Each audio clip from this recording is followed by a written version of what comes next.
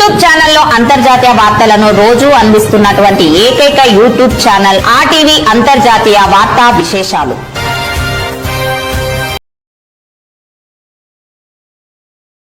నమస్తే, నా పేరు డాక్టర్ ఆలేటి ఆటం వల్ల ఆర్టీవీ వార్తా విశేషాలు. ఈరోజు నవ తెలంగాణ పత్రికలోని ఒక ప్రధానమైన వ్యాసాన్ని మనం అధ్యయనం చేద్దామండి, విశ్లేషిద్దామండి, ఎనాలిసిస్ చేద్దామండి.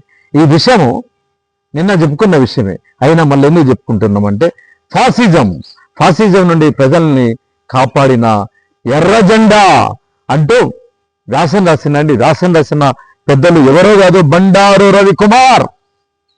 వారి ఫోన్ నెంబర్ చూడండి, బండారు రవికుమార్ గారిది 9490989090. మరోసారి చూడండి, 9490989090. ఈయన ఎవరు? భద్రాచలం అడవులలో అడవి బిడ్డల కోసం, కూలీనాలీల కోసం, అసంఘటిత కార్మిక వర్గం కోసం, విద్యార్థుల కోసం, యువకుల కోసం, మహిళల కోసం, అణగారిన బీద ప్రజానికం కోసం జీవితాన్ని మొత్తం అంకితం చేసిన బండారు చంద్రరావు గారు అనే అమరవీరుడు. బత్తుల భీష్మారావు గారు బండారు చంద్ర గారిని 1986 ఆ ప్రాంతంలో నరాంతక నక్సలైట్స్ నిన్ను చంపుతామని హెచ్చరించిన, భద్రాచలం వదిలిపెట్టి వెళ్ళిపోమన్న, చచ్చిపోయినా నేను వెళ్ళను, మీరు ముక్కలు నరికినా మేము వెళ్ళము ఈ పేద ప్రజానికం కోసం. ఈ అడవులలో కామ్రేడ్ పుచ్చలపల్లి సుందరయ్య గారు వీర తెలంగాణ విప్లవ సాయుధ పోరాటానికి నాయకత్వం వహించి ఒక అల్లూరి సీతారామరాజులాగా ఈ అడవి బిడ్డలంతా వీర తెలంగాణ విప్లవ సాయుధ పోరాటంలో నడిపించిన మహానతమైన మార్గం వేసిన ఈ ప్రాంతం, ఆ వారసత్వాన్ని పునికి పుచ్చుకొని నేను నా ప్రాణం పోయినా పర్వాలేదు, నేను ఎర్ర జెండా దించను, పట్టు విడవను అని ఆయన అంటే, ఇట్లా చేస్తావా అని నక్సలైట్లు వచ్చి ముక్కలు గండగొడ్డలతో నరికేసి కాల్చి చంపేసిండు. ఆయన కుమారుడండి బత్తుల భీష్మారావు గారి సతీమణి గారు, కామ్రేడ్ హైమావతి గారు, బంగారు తల్లి. ఈ తెలంగాణ ప్రాంతం, తెలుగు ప్రాంతం కన్నా ఒక వీరమాత. ఆమె ఇప్పుడు వృద్ధాప్యంతో కళ్ళు లేకుండా యాక్సిడెంట్ అయ్యి మధ్యలో కొద్ది బెడ్ సిక్ అయి ఉన్నది. అనాహారం ఆయన వీళ్ళ వారసత్వాన్ని పునిపుచ్చుకొని పనిచేసిన గొప్ప వీరనారి. ఇప్పుడు ఈ రవి గారు కూడా నా చిన్ననాటి స్నేహితుడు, బాల్యమిత్రుడు, మంచి ప్రియాతిప్రియమైన నా సహచరుడు. ఆయన గారు రాసిన ఈ వ్యాసం మనం ఒకసారి చూద్దామండి.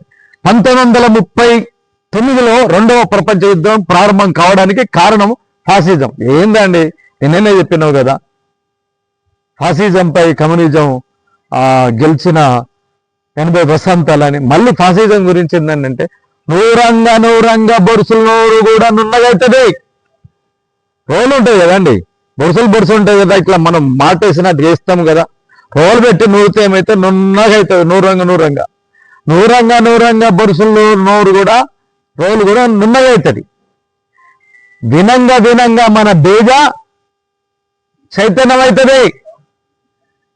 మీరు ఇప్పుడు సెల్లు చూడండి, ఇప్పుడు మీరు సెల్లులు ఓపెన్ చేయండి, టీవీలు ఓపెన్ చేయండి, ల్యాప్టాప్స్ ఓపెన్ చేయండి, సోషల్ మాధ్యమం కానీ, ఎలక్ట్రానిక్ మీడియా కానీ, ప్రింటింగ్ మీడియా కానీ, అసలు ఒక జాతి శత్రువును చూపిస్తూ భారతదేశంలో అత్యంత భయంకరమైన పరిస్థితుల్లో మతోన్మాద హోమానికి ఇప్పుడు పాకిస్తాన్ మీద మన భారతదేశం ఎట్లయితే బాంబులు వేస్తుందో అంతకంటే భయంకరంగా భారతదేశంలో భారతదేశం విడిపోయినప్పుడు ఎట్లాంటి మత ఘర్షణలు జరిగినావు, బాబ్రీ మస్జిద్ కూలిపోయిన తర్వాత ఎట్లాంటి మత ఘర్షణలు జరిగినావు, వాటిని మించిన పెద్ద మత ఘర్షణలు జరిగే ప్రమాదం పొంచి ఉన్నది. ఆల్రెడీ విద్వేషాలు రెచ్చగొడతా ఉన్నారు. మనం చూసిన వీడియోలో చూస్తూ మన బుర్రలు ఖరాబ్ చేసుకునే బదులు ఒక జాతి అకారణంగా, అన్యాయంగా, అక్రమంగా హతమార్చడం, చంపడం ఎంత దుర్మార్గమో, నియంతృత్వమో, నియంత పాలకులో దానే ఫాసిజం అంటారు. దాని గురించి మనం అర్థం చేసుకోవడానికి 2 సార్లు చూస్తే తప్పేముందండి. కనుక మీరు చూడండి, నిన్న రాసిన అరుణ్ కుమార్ గారు పీపుల్స్ డెమోక్రసీ భారత కమ్యూనిస్ట్ పార్టీ మార్క్సిస్టు కేంద్ర కమిటీ ఏదైతున్నదో ఢిల్లీలో వారం ఆదివారం పెట్టే పత్రిక ఏదైతుందో దానికి సంబంధించిన ఆర్టికల్ని వ్యాసాన్ని నిన్న అనువాదం చేసింది. కానీ ఇది కామ్రేడ్ బండారు రవికుమార్ గారు కూడా రాసింది. ఈయన కోణంలో ఫాసిజం గురించిన సమాచారం ఏందో ఇది కూడా మనం అధ్యయనం చేద్దాం, విశ్లేషిద్దాం, మన చైతన్యాన్ని పురికొల్పుకుందాం. 1939లో 2వ ప్రపంచ యుద్ధం ప్రారంభం కావడానికి కారణం ఫాసిజం. దీని సోవియట్ సైన్యం వీరోచితంగా పోరాడి వెనుక కొట్టింది. ఓటమిని తట్టుకోలేక ఫాసిస్ట్ హిట్లర్ ఆత్మహత్య చేసుకున్నాడు. మే 9న జర్మన్ రిచ్స్టాగ్ భవనం మీదకు 2 ఎర్ర సైనికులెక్కి ఎర్ర జెండా ఎగరేశారు. ప్రపంచాన్ని ఫాసిజం నుండి బారి నుండి రక్షించిన సోవియట్ రష్యా భారీగా త్యాగం చేయాల్సి వచ్చింది.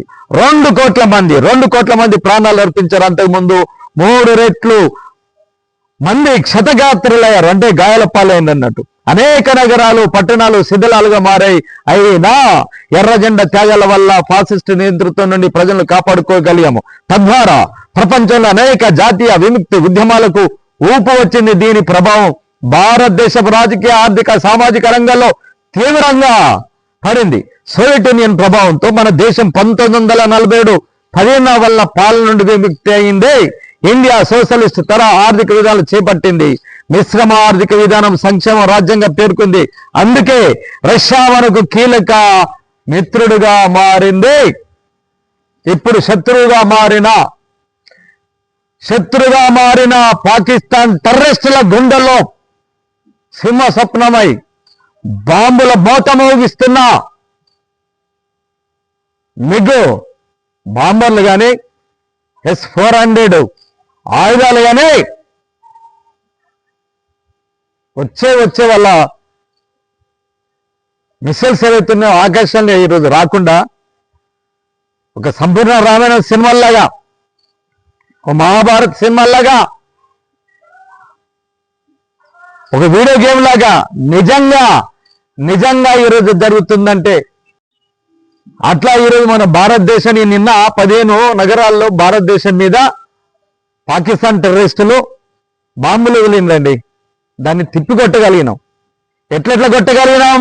Soviet socialist Russia, communist Russia ఆ రోజు అందించిన అపారమైన విజ్ఞానాన్ని, సంపదని, ఆయుధ సంపదని ఇప్పటికి కూడా రష్యా సహకారంతోనే ఈరోజు 150 కోట్ల మంది భారత ప్రజానికానికి ఈరోజు పాకిస్తాన్ టెర్రరిస్టుల, అమెరికన్ సామ్రాజ్యవాదుల కుతంత్రాలతోటి, అమెరికన్ సామ్రాజ్యవాదులు అందించిన ఆయుధాలతోటి, అమెరికన్ సామ్రాజ్యవాదులు అందించిన ఆర్థిక సహకారంతో, అమెరికన్ సామ్రాజ్యవాదులు అందించిన డ్రగ్స్ తోటి, అమెరికన్ సామ్రాజ్యవాదులు అందించిన సహకారంతో టెర్రరిస్ట్ మూకలు శిక్షణ పొంది ఈరోజు భారతదేశాన్ని భస్మమయం చేయడానికి ప్రయత్నిస్తే దానికి వ్యతిరేకంగా భారత ప్రజానికాన్ని కాపాడుతున్న జెండా ఎర్ర జెండా, ఆ జెండా అండన ఈరోజు భారతదేశం ప్రజానికం సురక్షితంగా శ్రీరామ రక్షగా ఈరోజు మనందరం మాట్లాడుతున్నామంటే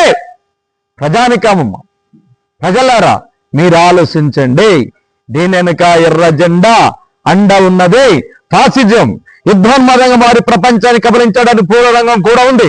1920-30 మధ్య కాలంలో ఆర్థిక సంక్షేమం పెట్టుబడి ప్రపంచంలో పెరుగుతూ 2029-30 నాటికి ప్రపంచం గ్రేట్ డిప్రెషన్ గా పేర్కొంటున్న ఆర్థిక మహామాంద్యంకు దారితీసింది. అంతకుముందు 1917లో నిరంకుశ జారు ప్రభుల పాలన నుండి లెనిన్ నాయకత్వంలో విముక్తి అయిన సోవియట్ యూనియన్ ప్రపంచ భూభాగంలో 20% ఏర్పడి అప్రఘాతంగా పురోగమనం సాగింది. ప్రపంచ ఆర్థిక సంక్షోభ ఛాయలు దాని మీద పడలేదు. ఈ పెట్టుబడిదారు ప్రపంచానికి సోషలిజం ప్రత్యామ్నాయంగా ఏర్పడింది. ఫాసిజం ఆవిర్భావానికి యుద్ధాలతో నిండిన యూరోప్ ఆర్థిక సంక్షోభం ఒక ప్రధాన కారణం. హిట్లర్ జర్మనీ ఎక్కువగా సంక్షోభం ప్రభావానికి గురైంది. 50% ఉత్పత్తి తగ్గిపోయింది. ప్రజల కొనుగోలు శక్తి పడిపోయింది. బ్యాంకులోని ప్రజలు పొదుపులు బలవంతంగా తీసుకొని బ్యాంకులు కుప్పగూలై కార్పొరేట్లు పన్నులకు మాఫీ చేశారు. కార్మికుల హక్కులను అత్యంత నిరంకుశంగా అణిచివేశారు. యుద్ధ సన్నాహాల వైపు ఆర్థిక పారిశ్రామిక రంగాలను మళ్లించారు. ప్రజల జీవన ప్రమాణాలు పడిపోయాయి. దీనిపై శ్రామిక ప్రజలు తిరుగుబాటు మొదలుపెట్టిండ్రు. విన్నారండి? సెట్ 1920 టైంలో యూరోప్ ఖండంలో అక్కడ ఆర్థిక సంక్షోభము, ఆర్థిక ద్రవ్యోల్బణము, ఆర్థిక మాంద్యము, ఇవి ఆర్థిక శాస్త్రానికి సంబంధించిన అరజంగాన్ని గజిబిజి గజాల ముచ్చట్లు మాటలు. మన భాషలో మాట్లాడుకోవాలంటే మొదటి ప్రపంచ యుద్ధంలో యూరోప్ ఖండంలో దేశాలు కొట్లాడుకోనాయి, ఒకరినొకరిని చంపుకొని. ఇప్పుడు పాకిస్తాన్ భారతదేశం రేపు ఉన్నది, మనకు కూడా స్టోరీ ఉన్నది. ఇప్పుడు మనం కొట్లాడుకుంటున్న బాగానే చూస్తే మంచిగానే ఉన్నది. సినిమా ఫస్ట్ బ్లడ్ సినిమా చూసినట్టు హాయిగా చూస్తా ఉన్నారు.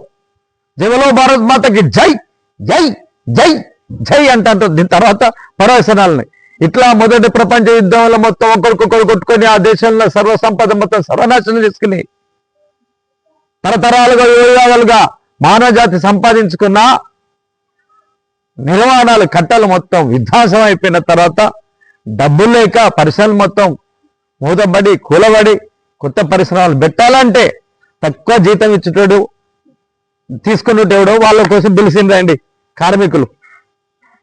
యూరోప్ ఖండం అప్పుడు అభివృద్ధి చెందిన దేశం, ఇప్పుడు మనం అభివృద్ధి చెందుతున్న దేశం. 200 సంవత్సరాలు మనకంటే అభివృద్ధి చెందిన దేశాలు యూరోప్ ఖండాలు లేని దేశాలు. వాళ్ళు అప్పుడు పరిశ్రమలు పెట్టిన తర్వాత యుద్ధాలు ఇరుక్కుపోయిన తర్వాత ఎవడైతే తక్కువ పైసలకు వస్తాడో వాడే మాకు కావాలండి. వచ్చింది 8 గంటలు పనిచేసే ముచ్చట్లేదు, 12 గంటలు పని చేస్తే మునగాడైతే మాకు కావాలా. చలో చాలు పెద్దలకైతే జీతం ఎక్కియాల్సి వస్తుంది, ఆడోళ్ళకైతే సగం జీతం, ఆడోళ్ళు రాదు, ఆడోళ్ళు వచ్చిండ్రు. చాలు ఆడోళ్ళకైతే సగం జీతం ఇవ్వాల్సి వస్తుంది. పసిపోరుగాళ్ళని పెడితే చాక్లెట్లకో బిస్కెట్లకో బ్రెడ్కో పైసలు ఇస్తే సరిపోతుంది, వాళ్ళని పెట్టండి. ఇట్లా పెట్టుబడిదారు సమాజం యూరోప్ ఖండంలో అత్యంత భయంకరమైన రీతిలో కార్మిక వర్గాన్ని శ్రామిక వర్గాన్ని దోపిడీ చేస్తున్నప్పుడు ఇంకా వాడు లాభాలు తెచ్చుకోవాలి కనుక ఆధునిక ఆవిరు యంత్రాలను తెచ్చుకున్న తర్వాత 10,000 మంది పనిచేసే ఫ్యాక్టరీలో 1000 మందితో పనిచేయడం 9,000 రూపాయల 9,000 మందికి ఇచ్చే డబ్బులు వేస్తున్న వీడికి మిగిలిపోతా ఉన్నది. అమ్మా ఎంత డబ్బు వచ్చినా ఒకటే సంతోషం. తర్వాత రకరకాల పద్ధతుల్లో టైప్ మిషన్లు, టెలిగ్రామ్ మిషన్స్, టెలిఫోన్లు ఇవన్నీ వచ్చేసిన తర్వాత ఇంకా మనుషుల అవసరాలు తగ్గిపోయినాయి. రాతలు పూతలు పూసుకునే బదులు టకా టక్ కొడితే ఈజీగా అవుతుంది. 1000 మంది పనిచేసే దాంట్లో చలో 100 మందితోనే పెట్టిండ్రు, మిగతాలను కూడా కొట్టిండ్రు. అరే అక్కడ 9,000 మంది ఉద్యోగాలు పోయిన వాళ్ళు కానీ చదువుకున్న వాళ్ళు 900 మంది కానీ వీళ్ళు ఉద్యోగాలు లేక జీతాలు లేక డబ్బులు లేక వీళ్ళు సరుకులు పోయి కొనడానికి సరుకులు ఉన్నాయి కొనడానికి డబ్బులు లేక సరుకులు కొనలేక ఎక్కడ సరుకులు అక్కడనే షాపులలో మిగిలిపోయిందండి. ఎక్కడ తయారు చేసిన ఉత్పత్తి అక్కడ ఆగిపోయిందండి. చేతుల్లో డబ్బులు లేక ఉత్పత్తి మొత్తం ఆగిపోవడం వల్ల మళ్ళీ పరిశ్రమలు మొత్తము ఉత్పత్తి చేసిన పరిశ్రమల ఉత్పత్తి ఆగిపోయింది కనుక కొనే దిక్కు లేదు కనుక ఎందుకు రానా ఆయన పెట్టింది కరెంటు బిల్లు, లేబర్కి కిరాయిలు, లేని పని వ్యవహారం, అదో ఇదో గంజో గడుకో దాగి మన మూలల్లుకుంటే సరిపోతుంది అని పెట్టుబడిదారి వర్గం కడుపు నిండా తిని బెఊరుమని ఉన్నారు. కానీ పేద ప్రజానికం మాత్రం, శ్రామికులు మాత్రం, కూలీలు మాత్రం తిండి లేక తిప్పలేక ఆకలితోటి అలవాటేస్తాం. సరుకులు అమ్ముడుపోక వ్యాపార వర్గాలు ధరం నష్టాలు పడుతూ పరిశ్రమలు పెట్టుకున్న వాళ్ళు లోన్లు తీసుకొని వచ్చి అప్పుల పాలు తీసుకొచ్చి ఆగమై ఉన్నది. ఇప్పుడు సేమ్ ఇంతేనండి. అమెరికాలో ఈరోజు బడిపోరగాళ్ళు పోతారండి పాకీజా సాఫ్ట్వేర్లు హార్డ్వేర్లు పోతారు మనోళ్ళు, అక్కడ పాకీజా పనులు చేస్తారు. అవునా కదా, పాకీజా పనులు చేస్తారు. ఈరోజు పాకీజా పనులు కూడా చేద్దాం, పెట్రోల్ బంకులు పని చేద్దాం. 8 అయితే నీగ్రో పరిసర ప్రాంతాల్లో ఎవరికి రావద్దని అక్కడ హెచ్చరిక ఉంటుంది. ప్రభుత్వానికి సంబంధించిన యుఎస్ గవర్నమెంట్ సంబంధించింది. హెరాయిన్ కుక్కాడి మార్పిళ్లతోటి బుక్కాలతోటి గంజాయితోటి తాగిన అక్కడ నీగ్రోలు కానీ అక్కడ యువత కానీ ఎవరిని కాల్ చేస్తారో అర్థం కాదు. ఎప్పుడు గాలి చేస్తారో అర్థం కాదు, ఎప్పుడు రేపు చేస్తారో అర్థం కాదు. నీ అయ్యమ్మ గుడ్డేలు లేక జీతాలు లేక అధిక ధరలతో అలమటిస్తూ మా బాధలు మేము పడుతుంటే ట్రంప్ గారిని మేము కంపుగా మేము బదనాలు చేస్తాం, మేము ర్యాలీలు చేస్తాం, ధర్నాలు చేస్తాం, అది దిగిపోవాలని మేము గోలు చేస్తుంటే మీరెవర్రా భారతీయులు మా బుక్ కడ్డుపడ్డారని ఈరోజు పిట్టలు కాల్చినట్టుగా ఆలోచిస్తానండి. 2024లో 1,00,000 కాల్పులు కాల్చేసిండు, 25,000 మంది చచ్చిపోయారు. దాంట్లో మన తెలుగు బిడ్డలు, భారతీయ బిడ్డలు కూడా ఘోరాతి ఘోరంగా చనిపోయారు. ఎందుకు జరుగుతుంది ఇట్లా? పెట్టుబడిదారి సమాజంలో పెట్టుబడిదారి ఆర్థిక వ్యవస్థ ఇట్లా ఆర్థిక సంక్షోభంలో కూరుకుపోతూ ఉంటది. దీన్ని ఇప్పుడు కవర్ చేసుకోవాలి. నిన్న మొన్నటి దాకా నీ అమ్మ కరోనా వచ్చింది నాయన, కరోనా వచ్చి అసలు మా పరిశ్రమలు మూతపడకుండా మూతపడిపోయినాయి, సరుకులు మూతపడిపోయినాయి, కొనటోడు దిక్కులేదు, మొత్తం భూగోళాన్ని తాళం వేసిండ్రు అని మొత్తం యావత్ ప్రపంచంలో ఉన్న పెట్టుబడిదారి వర్గం సరుకులు ఉత్పత్తి చేసిన వాళ్ళంతా నెత్తి మీద గుడ్డేసుకొని ఎండలో కూర్చొని ముండబోసినట్టున్నారు. ఎవరు గుర్తుపెట్టుకోండి, 14 కంపెనీలలో 5 కంపెనీలు ఖచ్చితంగా మీరు పదే ఈ పదాలను గుర్తుపెట్టుకోవాలా. Raytheon, Lockheed Martin, Boeing, General Dynamics, Northrop Grumman, ఈ ఐదు కంపెనీలు ఎవరైతే ఉన్నారో అమెరికన్ మిలిటరీ కాంప్లెక్స్ ఈ కంపెనీ వాళ్ళు ఎవరైతే ఉన్నారో ఈరోజు వీళ్ళు మొత్తం ప్రపంచాన్ని మొత్తం శాసిస్తున్నది వాళ్ళే.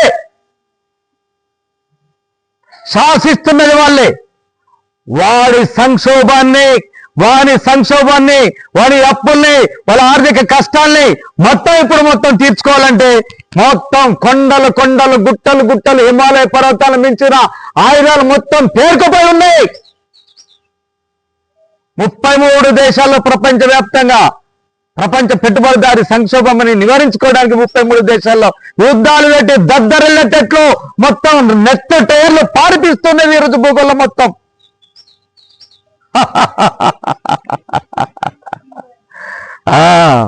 రారా అస్సలాం వాలేకుం సలాం. అయ్యే బిస్మిల్లాహిర్రహమానిర్రహీం.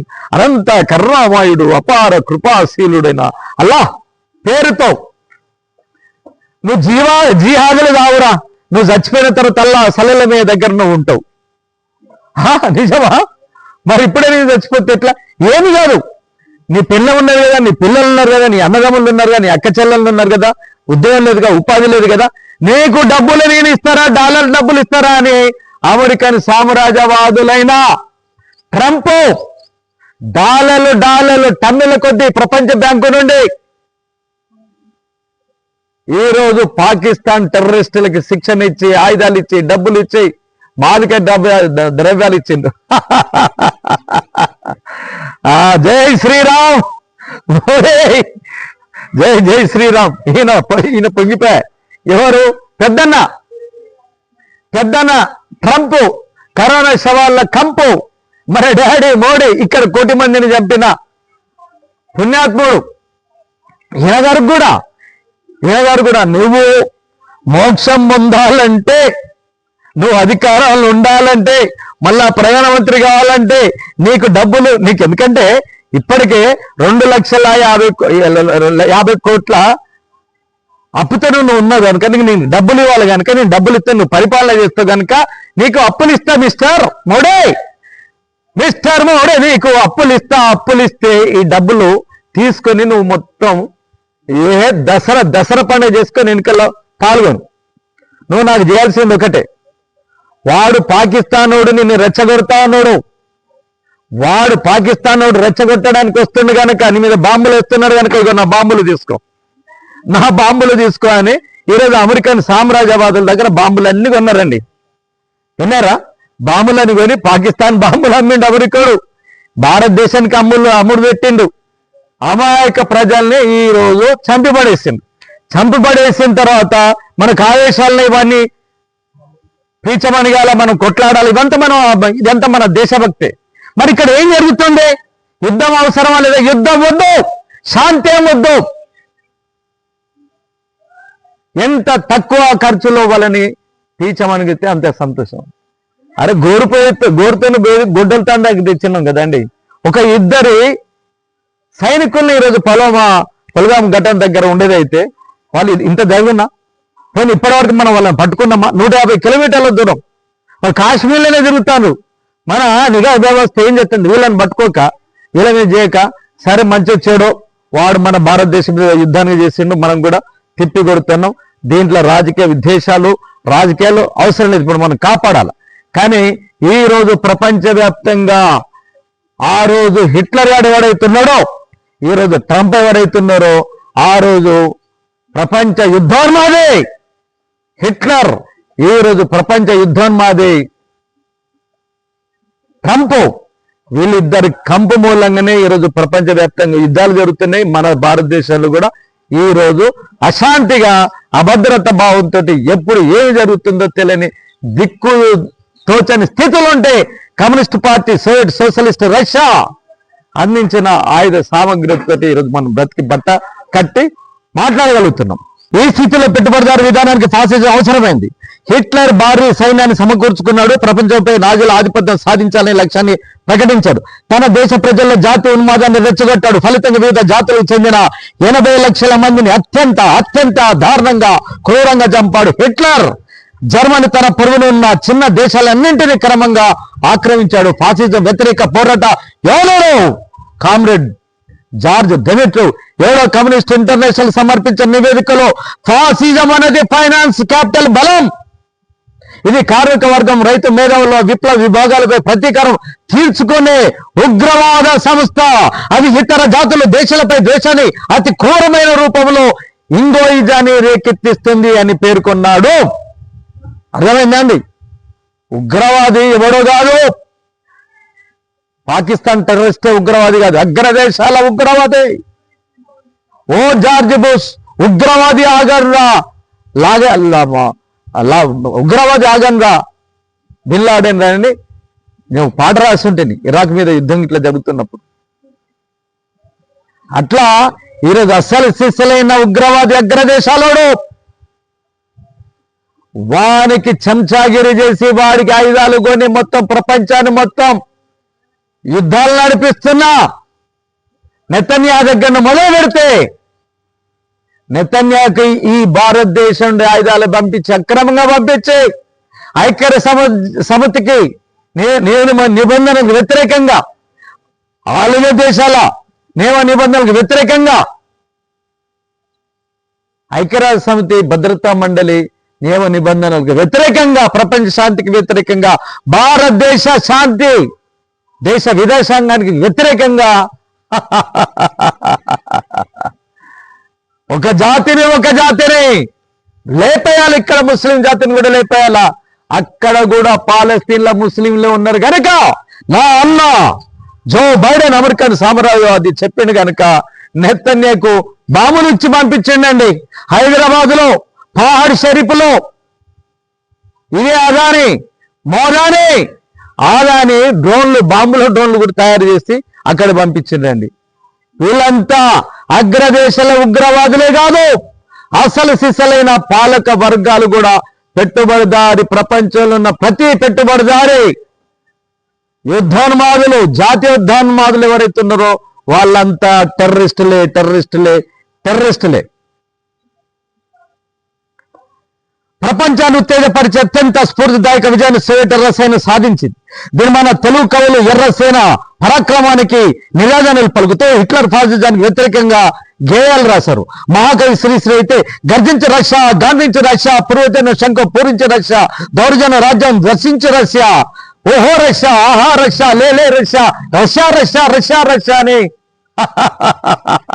ఇప్పుడు కూడా 70-80 సంవత్సరాల క్రితం మహాకవి 2 అక్షరాల మహాకవి శ్రీరంగం శ్రీనివాసరావు రాసిన కళ నుండి జారిపడ్డ జాజ్వలమైన విప్లవ కిరణాల గేయాలు మనకు స్ఫూర్తినిస్తూ ఉంటాయి. అదే గొప్ప గేయాన్ని లిఖించారు. హిట్లర్ ఘోరంగా ఓడిపోయిన తర్వాత జర్మనీ 2 ముక్కలైంది. తూర్పు జర్మనీ సోషలిస్ట్ రాజ్యంగా మారింది. పోలాండ్, హంగరీ, రుమేనియా, బల్గేరియా, జెకోస్లోవేకియా ఇలా తూర్పు యూరోప్ దేశాలు సోషలిస్ట్ దేశాలుగా మారిన గొప్ప సోషలిస్ట్ దేశాలుగా, ఎర్రజెండా దేశాలుగా అప్రతిహతంగా ఉరుకులు పరుగులతో జరుగుతున్న సమయంలో ప్రపంచ వార్తలు చూసి చదివిన గొప్ప జీవిత అనుభవాలు మేము అనుభవించను. అనేక వలస దేశాలు విముక్తికయ్యాయి. ఆ తర్వాత కాలంలోనే చైనా, వియత్నాం, క్యూబా ఇతర దేశాలపై ఈ ప్రభావం పడింది. సోషలిజం వేగంగా పురోగమించింది. మరోపక్క ఇండియా ప్రజలు బ్రిటిష్ వలస పాలనపై చేస్తున్న పోరాటాన్ని ప్రజా ప్రతిఘటనకు పరిణామాలు బాగా తోడ్పడ్డాయి. ఇండియా స్వాతంత్రం సాధించిన తర్వాత తన కాళ్ళపై నిలబడి ఎగబడడానికి సోవియట్ రష్యా ఇతోధిక సహకారం అందించింది. మన దేశ శాస్త్ర, సాంకేతిక, ఆర్థిక, పారిశ్రామిక, వ్యవసాయక, మిలిటరీ, రోగసి రంగాల్లో వేగంగా సార్వభౌమ రాజ్యంగా ఎదగడానికి సోషలిస్ట్ రష్యా ఉపయోగపడింది. ఫలితంగానే మన దేశానికి వ్యతిరేక అమెరికా చేస్తున్న కుట్రలు ఎదిగింది. బంగ్లాదేశ్ విముక్తి సమయంలో పాకిస్తాన్ కు మద్దతుగా అమెరికా, దాని మిత్ర నాటో దేశాలు భారతదేశానికి వ్యతిరేకంగా యుద్ధంలోకి వచ్చాయి. సోవియట్ ప్రత్యక్షంగా రంగం మీద నిలబడడంతో అమెరికా తోకముడిచింది. భారత్ సాయంతో బంగ్లాదేశ్ విముక్తి అయ్యింది. ఈ రోజు నావిగేషన్ సిస్టమ్ తోటి పాకిస్తానులో టెర్రరిస్టు మూకాలు, తండాలు ఏ గుడారాల్లో ఎక్కడ ఉన్నారో, ఎక్కడెక్కడ ఎవడెవడు తిరుగుతున్నారో, వాళ్ళ చేతులు ఏ ఆయుధాలు ఉన్నాయో, ఏ సందుల గొంతులు ఉన్నాయో, ఏ పుట్టల మాటున్నాయో, ఏ గుట్టల మాట ఉన్నాయో చూడగలుగుతున్నామంటే Soviet socialist Russia Rakesh శర్మని, Ravish మల్హోత్రకి అంతరిక్షం పోవడానికి శిక్షణ ఇచ్చి ఇందిరాగాంధీ ఉన్న టైంలో మొత్తం అక్కడ అంతరిక్ష పరిజ్ఞానాన్ని మనకు అందించిన తర్వాత ఈ రోజు మనం వాళ్ళని మట్టు పెడుతున్నామంటే అది కమ్యూనిస్టుల విజయానికి ఒక గుర్తు. నెంబర్ 1. నెంబర్ 2, ఇంకో విషయం ఏంటంటే బంగ్లాదేశ్ ని మనం విముక్తి చేస్తున్నప్పుడు అక్కడ లక్షలాది మందిని ఇట్లనే ఊచకొత్తగా వస్తూ ఉన్నారు. అక్కడ జాతి హననంతో, జాతి మారణంతో అక్కడ మన బెంగాల్ బిడ్డలు, పాకిస్తాన్ లో బెంగాల్ బిడ్డలు, మైనార్టీ ఉన్న వీళ్ళ మీద ఇస్లామిక్ టెర్రరిస్టులు మొత్తం నరమేధాన్ని సృష్టిస్తుంటే, ఏస్తుంటే ముజిబుర్ రహమాన్ పిలుపు మేరకు ఇందిరాగాంధీ సింహగారు కదా ఈరోజు ఆడబిడ్డలు, హిందూ ముస్లిం ఆడబిడ్డలు, కురిష్ లాంటి బిడ్డలు ఎట్లయితే పాకిస్తానీ పోపిచ్చిందో అట్లా ఇందిరాగాంధీ కూడా సింహ స్వప్నమై పోరాటానికి పూనుకుంటే అమెరికన్ సామ్రాజ్యవాదులు భారతదేశం మీద దాడి చేయడానికి పాకిస్తాన్కి అనుకూలంగా వచ్చిందండి. పాకిస్తాన్ కాదు, మన పని అయిపోయే లెక్కలు ఉన్నది. మన పని అయిపోయే లెక్కలు ఉంటే ఇందిరాగాంధీకి ఏం చేయాలి అర్థం కావట్లే, విద్యావంతులకి ఏం చేయట్లే అర్థం కావట్లే. ఈ భూముల మీద భారతదేశం ఉంటుందా పోతుందా పాకిస్తాన్ టెర్రరిస్టులు చేయబట్టి? గడగడ రాత్రంతా నాకు నిద్రలేదు. పాకిస్తాన్ మీద మన భారత సైన్యాలు ఎట్లెట్లా దాడులు చేస్తున్నారు. వాళ్ళు పంపించే బాంబుల్ని ఎట్లెట్లా ఆకాశాలు తిప్పికొడతా ఉన్నారు. దీని వెనుక సోవియట్ సోషలిస్ట్ రష్యా లేలే రష్యా, ఓహో రష్యా అన్నట్లు మహాకవి శ్రీశ్రీ ఆ మాటలే నాకు గుర్తుకొస్తున్నాయి. వాళ్ళది కదా ఈ రుణం, వాళ్ళది కదా ఈ పుణ్యం, వాళ్ళది కదా ఈ విజయం, కమ్యూనిస్ట్ పార్టీది కదా. Karl Marx, Frederick Engels, Lenin తీసుకొచ్చిన విప్లవ రాజ్యం సోవియట్ సోషలిస్ట్ విప్లవ సారథి, 2వ ప్రపంచ యుద్ధ శాంతి కాముకుడైనటువంటి విరాజు వీరుడు, ప్రపంచ హీరో స్టాలిన్ నాయకత్వాన జరిగిన వారసత్వాన్ని పుచ్చుకొని సహాయం ఇప్పుడు జరుగుతుంటే ఆ సహాయంతో ఈరోజు మనం బ్రతుకుతున్నాం అనే రాత్రంతా నాకు అవే గుర్తుకొస్తాయి. తెల్లారి నేను అవే వార్తలు చూస్తున్నాం. ఈ రీతిలో ఇప్పుడు మనకి ఎట్లయితే సహకారం ఉన్నదో ఆ రోజు కూడా మొత్తం భూగోళం మొత్తం నిద్రపట్టట్లే. భారతదేశం పని అయిపోయింది. అమెరికన్ సామ్రాజ్యవాది హీరోషిమా నాగసాకి మీద బాంబులు వేసిన వెంటనే 2 లక్షల మంది స్పాట్ డెడ్. పరమనేత 2 చూడండి సినిమా మొత్తం బగ్గు పని మండిపోతుంది. అట్లా మండిపోయిండ్రు. భారతదేశం పని కూడా అయిపోయింది రా నాయన అని అనుకుంటున్నారు. అప్పుడు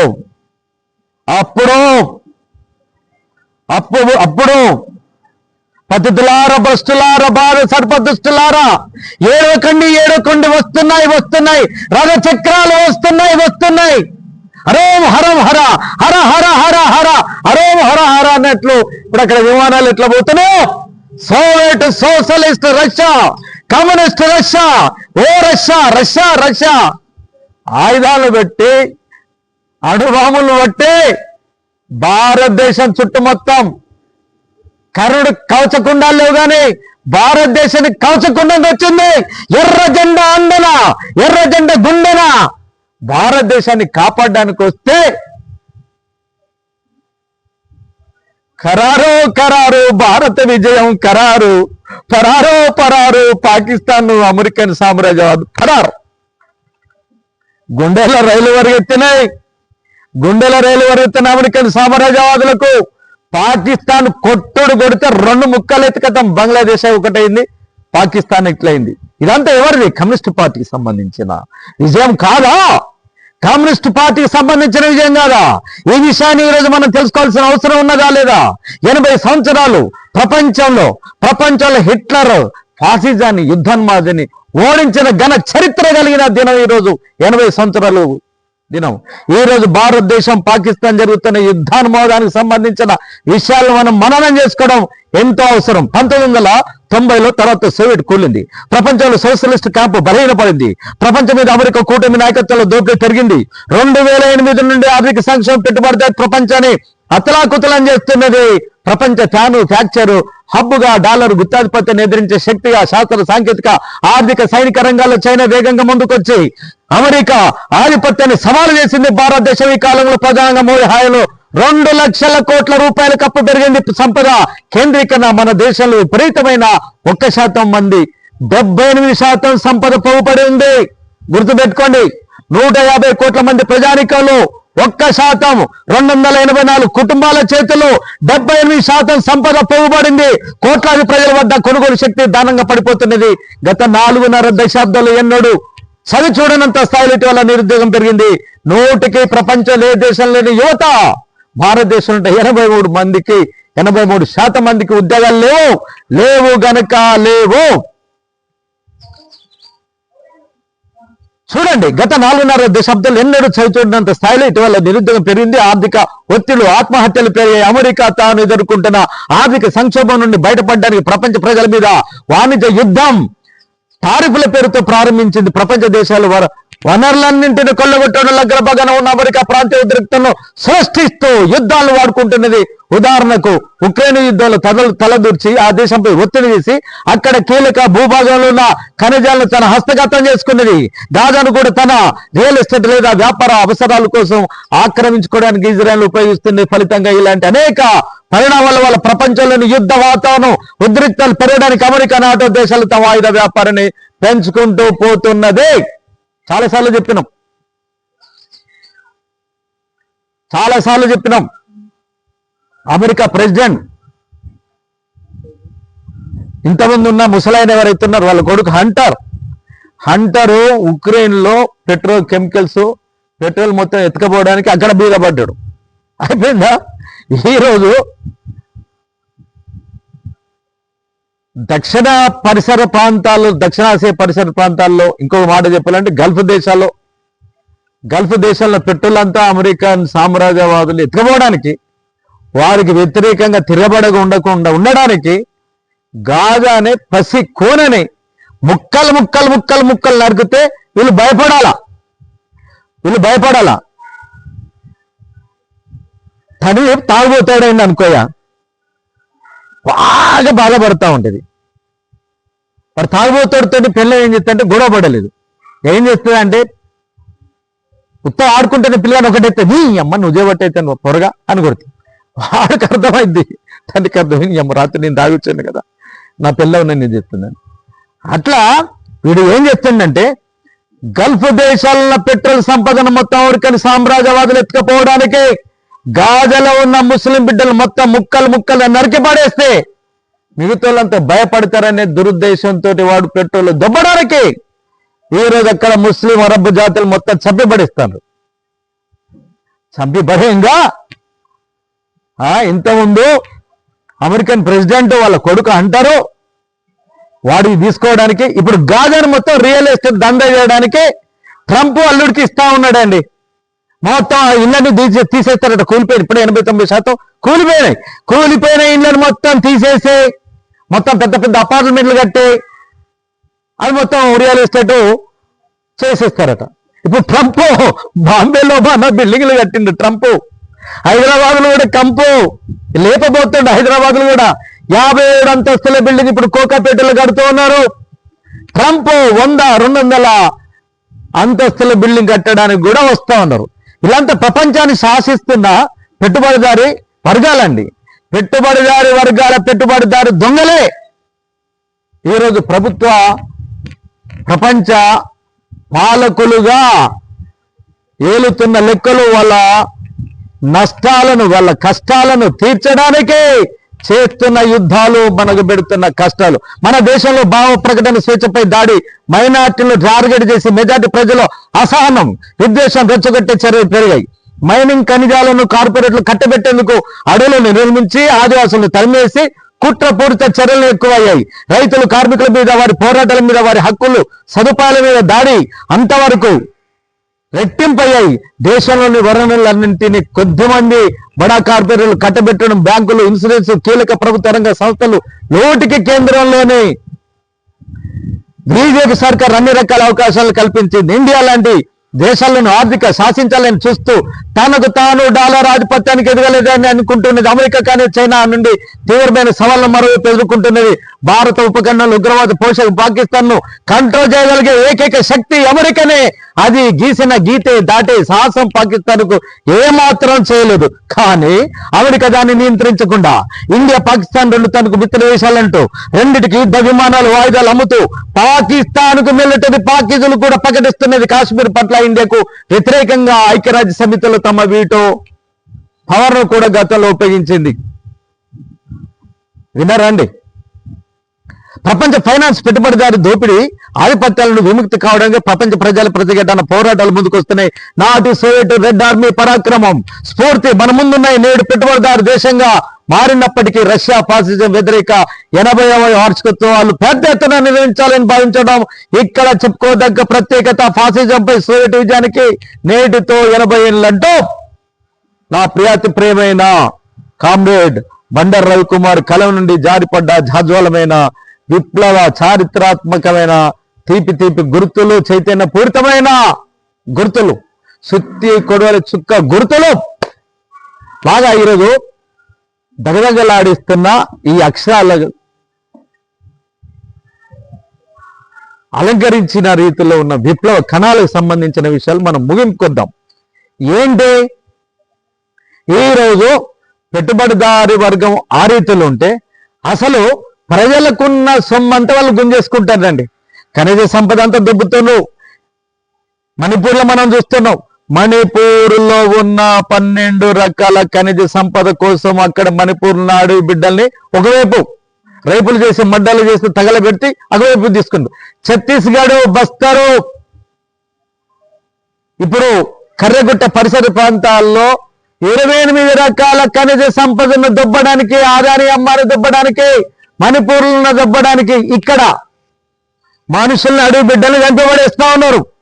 2 ఇది సరిపోక ఈ భారతదేశంలో 50,000 కోట్ల రూపాయలతో ఉన్న ఆదాని వజ్రాల దొంగ, ఎఫ్ఐఆర్ నమోదైన స్మగ్లరు, గుజరాతోడు మోదీ అధికారం రాకముందు వాడి స్థాయి అది. మోడీ ఎప్పుడైతే గవర్నమెంట్కి వచ్చిన తర్వాత ఈరోజు వాడి సంపాదన 2023 పార్లమెంటు బడ్జెట్ 45 లక్షల కోట్ల రూపాయలు, 150 కోట్ల మంది ప్రజానీకం బడ్జెట్ 45 లక్షల కోట్ల రూపాయలు.